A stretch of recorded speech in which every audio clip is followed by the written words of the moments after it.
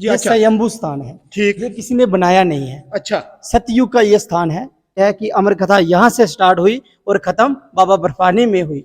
वो 1500 साल से ये दिया जल रहा है और इसी से दूसरा दिया जलाया जाता है। काल भैरव जी की मूर्ति है। दोस्तों, सनातन धर्म में ये कहा जाता है कि जब आप श्री अमरनाथ जी यात्रा पे जाते हैं, वो यात्रा तब तक कंप्लीट नहीं मानी जाती जब तक न श्री बुड्ढा अमरनाथ चट्टानी बाबा के दर्शन किए जाएं। चट्टानी बाबा की जियारत पुंछ जिला के मंडी इलाके के राजपुरा गांव में है। मैं इस वक्त पुंछ के डाक बंगले में हूं और आज हम वहीं उसी मुतबरिक जगह पे चलते हैं और उसके अंदर देखते हैं कि वहां पे क्या है और उसकी तारीखी अहमियत पर भी हम बातचीत करते हैं। वहाँ के जो पुजारी हैं उस पुजारी से भी हम बात करने की कोशिश करेंगे और इसकी तारीखी अहमियत जानने की पूरी कोशिश करेंगे। तो आइए चलते हैं मेरे साथ। यहाँ से पुंछ से 30 से 24 किलोमीटर दूर राजपुरा इलाके में और वहीं पे हम बातचीत करते हैं। तो आइए चलते हैं।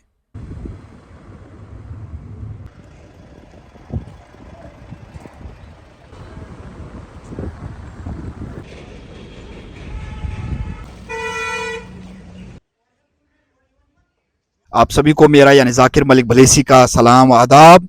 दोस्तों, हम आप पहुंचे हैं पुंछ जिला के मंडी इलाका के राजपुरा गांव में और मेरे पीछे आप ये गेट देख रहे होंगे, ये श्री बुड्ढा अमरनाथ जी चट्टानी बाबा का वही गेट है जिसके अंदर दाखिल होके हम उस मुतबरिक जगह पे जाएंगे जिसकी सनातन धर्म बहुत अहमियत है और बहुत ही तारीखी मकाम है। तारीख के कई किताबों में इसका जिक्र मिलता है। बहुत ही पुरानी मुतबरिक जगह है। आइए हम अंदर चलते हैं। अंदर जो यहाँ पे इस जगह के पुजारी हैं उनसे भी बातचीत करने की कोशिश करेंगे। एक बहुत बड़ी यात्रा बुड्ढा अमरनाथ जी यात्रा यहाँ पे मुनक्किद होती है। 10 दिन की यात्रा होती है जो रक्षाबंधन के दिन जो इख्तिताम पजीर होती है वो यहाँ पे होती है। बहुत ही पवित्र स्थान है और हम अंदर चलते हैं और अंदर देख लेते हैं। आइए चलते हैं।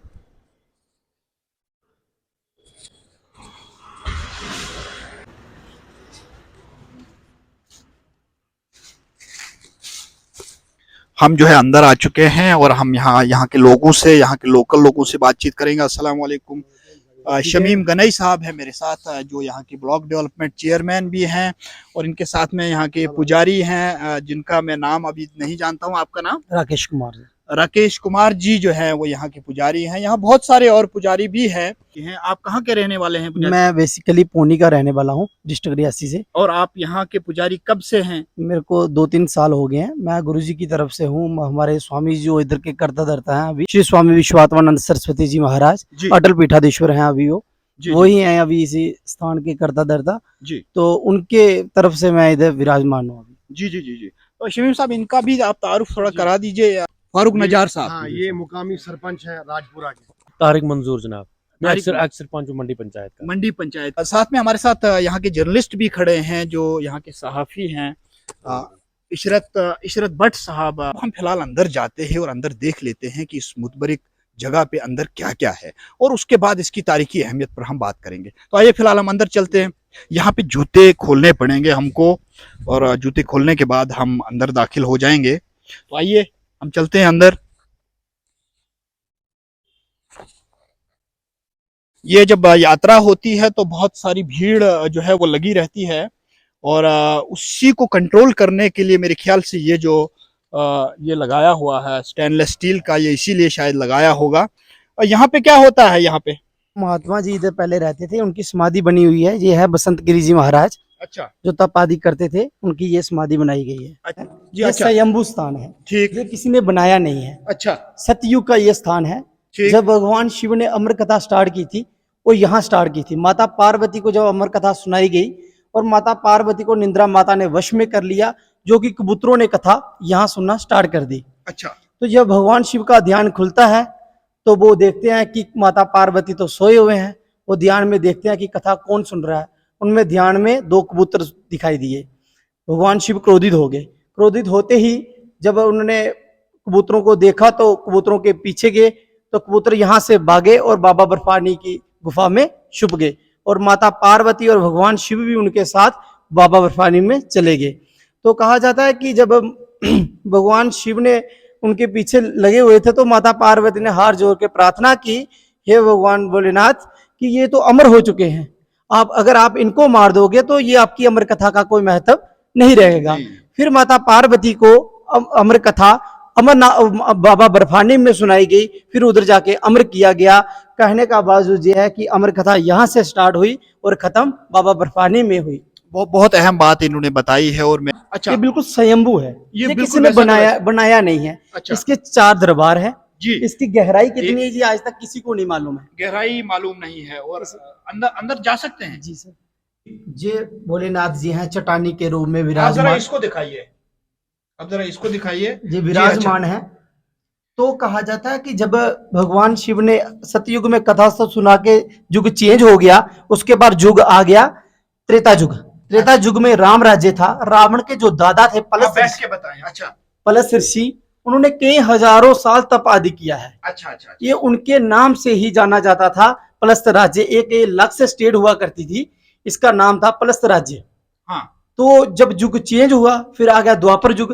द्वापर युग में पांडवों ने कई हजारों साल तप आदि किया है।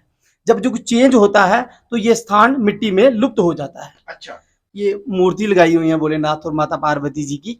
माता पार्वती और भोलेनाथ जी की यहाँ पे मूर्ति लगी है अंदर। और ये जगह जो है कोई उतनी बड़ी जगह नहीं है जो इसके अंदर है, बहुत ही तंग जगह है। मेरे ख्याल से ये होगी कोई 7-8 फुट की जगह है अंदर है। और इसके अंदर चट्टानी बाबा जो है यहाँ पे विराजमान है। और यहाँ पे जो दिया है, ये दिया आप बताइए कि ये कब से जल रहा है? चंद्रिका को दर्शन दिए थे भगवान भोलेनाथ जी ने। अच्छा, ये तब से दिया जल रहा है। ये तब से दिया जल रहा है और ये आज तक दिया बुझा नहीं है। कितने साल हुए होंगे, कुछ अंदाजा है? कोई 1500 साल पुरानी बात है।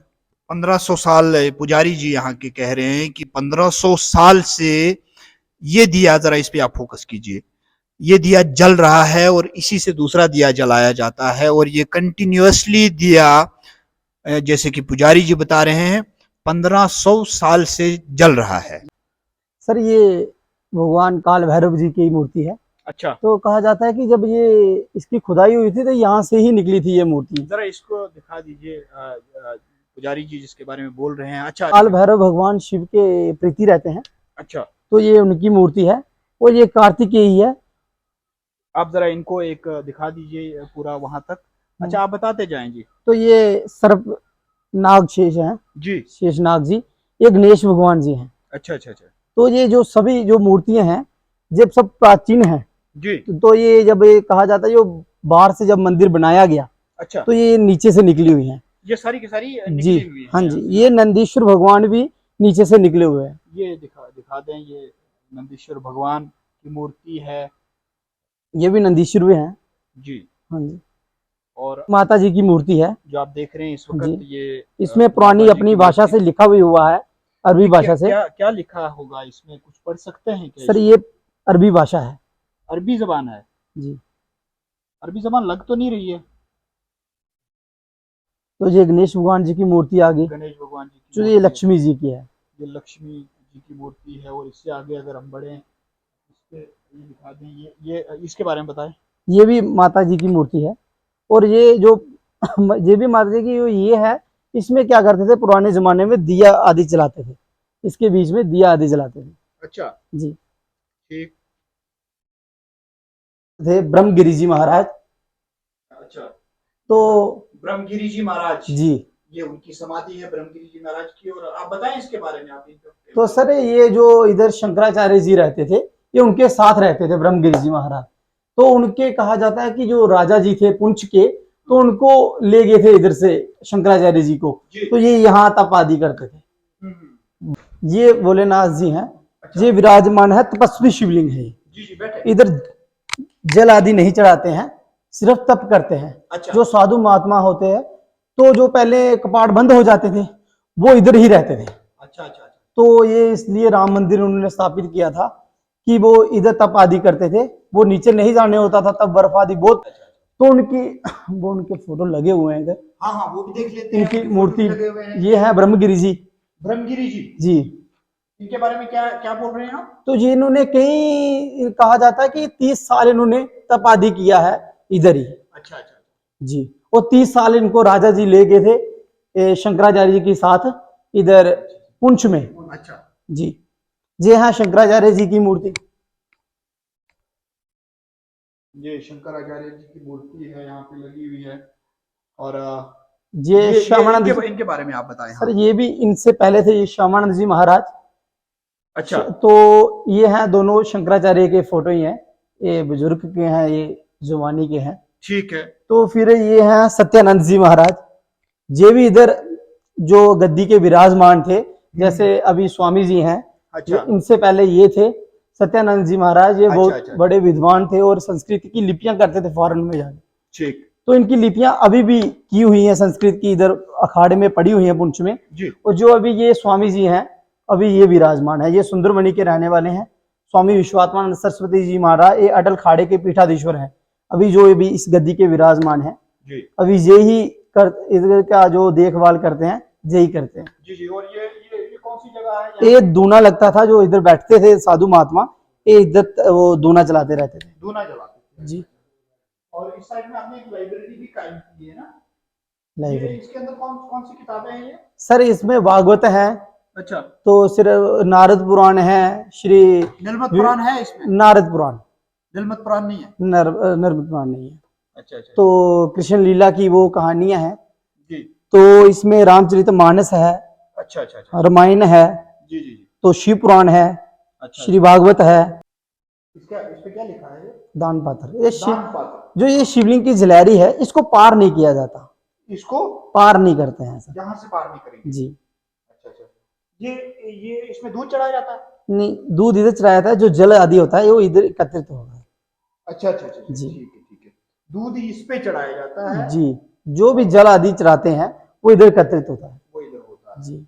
और इसको लांग के नहीं जाना? नहीं इसको लांग के नहीं जाना। इसके पीछे क्या है कि इसको लांग के नहीं जाना है? सर, जब भगवान शिव ने कहा था कि जब उनके दो पुत्र, उन्होंने कहा था कि सबसे बड़ा कौन है, उनमें दोनों में से आपस में था कि बड़ा कौन है।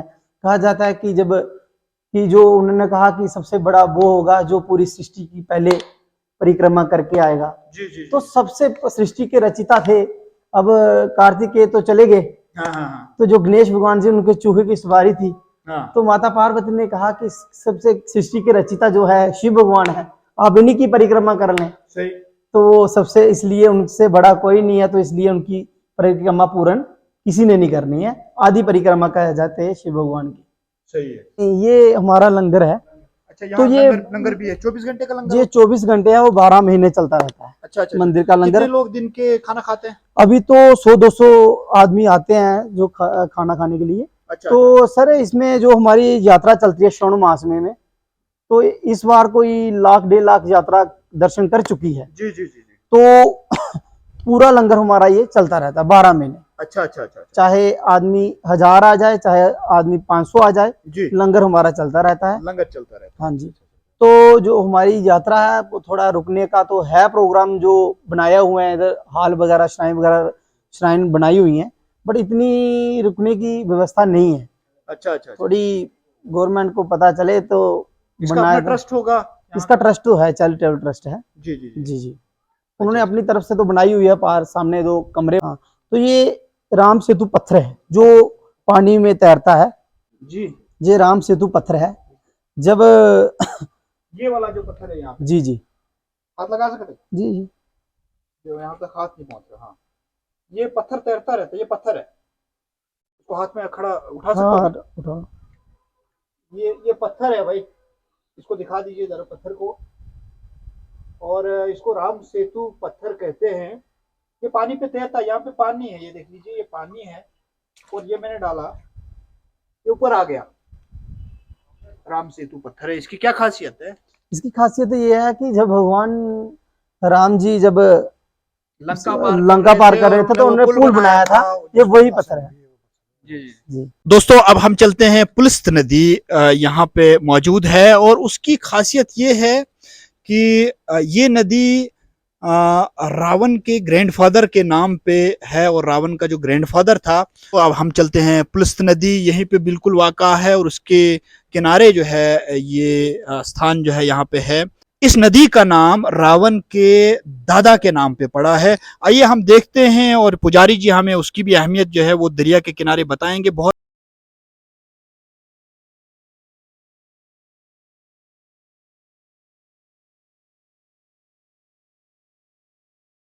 यात्री आते हैं श्रावण मास में, अच्छा। तो ये पूरा इधर पहले स्नान आदि करते हैं, फिर जाके बाबा बर्फानी के दर्शन पाते हैं। प्लस ऋषि थे, वो इधर तप आदि करते थे नदी में भी, और इधर ही स्नान आदि करते थे, तो इनके नाम से ही ये इसलिए जाना जाता है प्लस्त नदी। तो जो हमारे श्रावण मास में जो जितने भी श्रद्धालु आते हैं, ये पूरे अभी काम थोड़ा लगा हुआ है, पूरा ये बनता है उनके लिए, जो घाट वगैरह बनते हैं तब तो पूरा स्नान की व्यवस्था की जाती है उनके लिए। जी जी जी जी। तो प्राइवेसी पूरी उनकी होती है। अच्छा अच्छा। तो पूरे जितने यात्री आते हैं वहाँ जहाँ स्नान करके बाबा भोलेनाथ जी के दर्शन पाते हैं अंदर जाके। तो अभी ये पूरा काम चल रहा है टूरिज्म की वजह से। कहा जाता है कि जब ये पानी ये चारों तरफ था, अच्छा अच्छा अच्छा। फिर उन्होंने कहा कि एक इसके अपनी श्रद्धा भाव से इसको एक साइड पे एकत्रित कर दिया कि जो इनका भाव है वो एक साइड हो जाए। अच्छा अच्छा जो अच्छा। प्लस ऋषि थे, तो उन्होंने इसलिए ये नदी एक इधर स्थापित कर दी इस साइड पे। सही है। हाँ, हम चलते हैं वापस।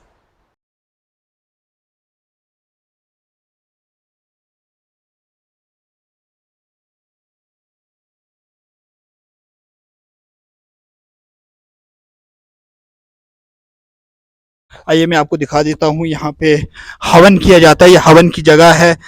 जब छड़ी मुबारक को जब लाया जाता है यहाँ पे मंडी में, इसमें राजपुरा में, तो यहीं पे पहले हवन किया जाता है। यहाँ मैं नाजरीन आपको एक चीज बताना चाहता हूँ कि छड़ी मुबारक का सिलसिला जो है ये राजा मोती सिंह के जमाने में शुरू हुआ और उन्होंने ही छड़ी मुबारक को दशनामी अखाड़ा पुंछ से यहाँ पहुंचाने का एक सिलसिला जो है वो शुरू किया और उन्होंने 1850 के बाद जो है वो पुंछ पे हुकूमत की है और उसी जमाने से छड़ी मुबारक को दशनामी अखाड़ा पुंछ से यहाँ इस स्थान पर पहुंचाया जाता है और तब से ही ये बरकरार चली आ रही है अब तक। दोस्तों, रानी चंद्रिका लाहौरकूट डायनेस्टी की एक रानी रही है और उसके बारे में ये कहा जाता है कि वो बहुत बड़ी शिव भक्त थी और हर साल श्री अमरनाथ जी की यात्रा करती थी। एक साल ये हुआ कि वो यात्रा पे नहीं जा सकी और उस वजह से वो बड़ी परेशान हाल थी। कई दिनों तक उन्होंने कोई खाना भी नहीं खाया, पानी भी नहीं पिया, बहुत मायूस थी। उसी मायूसी के आलम में एक दुआ की कि मुझे बाबा बर्फानी के दर्शन कराए जाएं। एक दिन लॉर्ड शिवा उनके सामने एक बुजुर्ग साधु की शक्ल में प्रकट हो जाते हैं और वो उन्हें ये कहते हैं कि महादेवा ने आपकी दुआ को कबूल कर लिया है और चट्टानी बाबा को राजपुरा गांव के पास भेज दिया है। बाद में उसकी तलाश शुरू हो गई और उस साधु ने खुद वो रास्ता दिखाया उस रानी को और इस मकाम पर ले आया और उन्होंने यहाँ पे उसके दर्शन किए। उसके बाद ही इस मंदिर की तामीर का काम जो है उस रानी ने बड़े जोर शोर से शुरू कराया। उनको दर्शन हुए बूढ़े बाबा जी के, जी।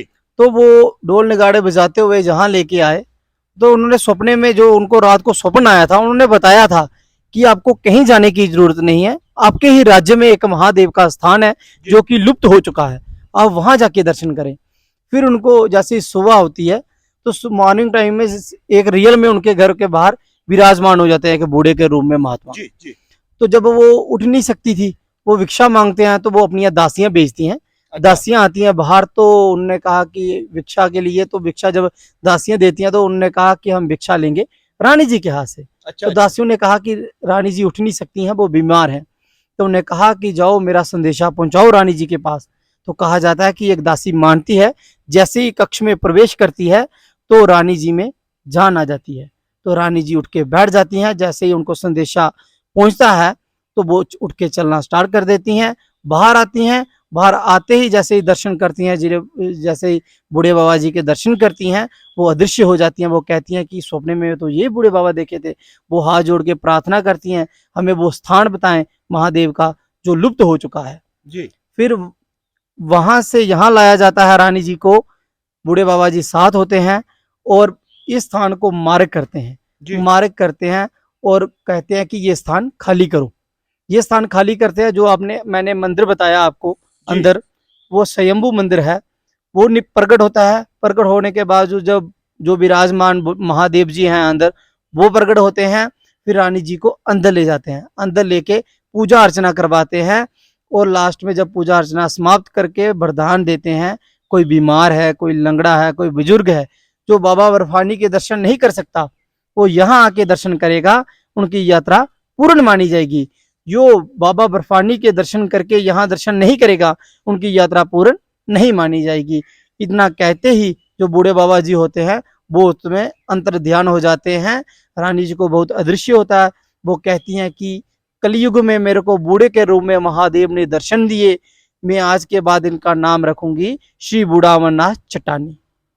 देखिए नाजरीन, मैं आपको बता दूं, बहुत सारे लोग पूरे हिंदुस्तान से, क्या हिंदुस्तान से बाहर के भी लोग जो हैं वो श्री अमरनाथ जी यात्रा पर आते हैं, यात्रा करते हैं और उसके बारे में बहुत कुछ जानते हैं। लेकिन यहाँ पुजारी जी ने एक बहुत अहम बात कही है कि वो यात्रा तब तक मुकम्मल नहीं होती है जब तक न वो इस जगह का यहाँ पे दर्शन करें, बाबा चट्टानी के दर्शन करें, तब तक उनकी यात्रा पूरी नहीं होती है। ऐसा ही है। और ये किस किताब में लिखा है, कहाँ पे लिखा है? ये सर जो रानी चंद्रिका की कहानी है, ये कहा जाता है कि अब ये स्कूलों में भी लगी हुई है कहानी। जी। हाँ जी, ये 3rd क्लास में या 4th क्लास में लगी हुई है। अच्छा। कहानी की हिंदी की किताब है, उसमें लगी हुई है किताब। आपकी और मजहबी किताब होगी कोई जिसका हवाला आप देना चाहें इसमें कि नहीं, उसमें इस लिखा? मंदिर की हमने एक किताबें बनाई हुई हैं, अच्छा। वो हम आपको एक दे देंगे। ठीक है। तो फिर उसके बाद इसकी एक वो ही है, क्लासेस में लगी हुई है। क्लासेस में लगी हाँ। हुई। जी जी।